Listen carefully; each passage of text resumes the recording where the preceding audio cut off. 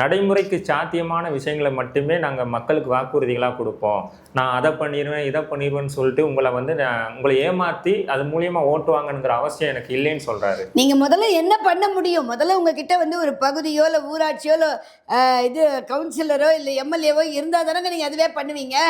அதெல்லாம் இல்லாமல் நீங்கள் என்னத்தை வாக்குறுதி தருவீங்க? நீங்கள் என்ன வாக்குறுதி தரப்போறீங்க?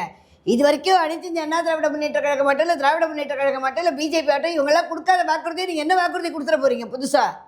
அவங்க சொன்னதை தான் நீங்களும் சொல்ல போகிறீங்க. மின்சாரத்தை கொண்டு வருவேன், நீங்கள் பெண்கள் பாதிப்பு ஏற்பட்டால் நான் அதில் காம்ப்ரமைஸ் ஆக மாட்டேன்றீங்க. நீங்கள் காம்ப்ரமைஸே ஆக வேண்டாம், நீங்களும் அந்த ஆட்சி படத்தில் வந்தால் அதை தான் செய்வீங்க. அதே மாதிரி நான் மக்களுக்கு எல்லாமே நேர்மையான வழியில் தான் செயல்படுவேன்றீங்க.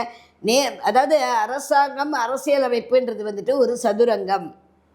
அந்த சதுரங்கத்தில் விளையாடும் விளையாட்டானது சரியான முறையில் இருக்கணும்.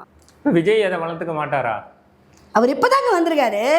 அவர் முதல்ல இந்த அரசியல் வியூகத்தில் சின்ன குழந்தைங்க இப்போதாங்க எல்கேஜி ஸ்டார்ட் பண்ணியிருக்காரு. இதுக்கப்புறம் அவர் ஒரு கிளாஸாக 12th முடிச்சு, டிகிரி முடிச்சு, அப்புறம் பிஜி முடிச்சு, அதுக்கப்புறம் டாக்டரேட் போகணும்.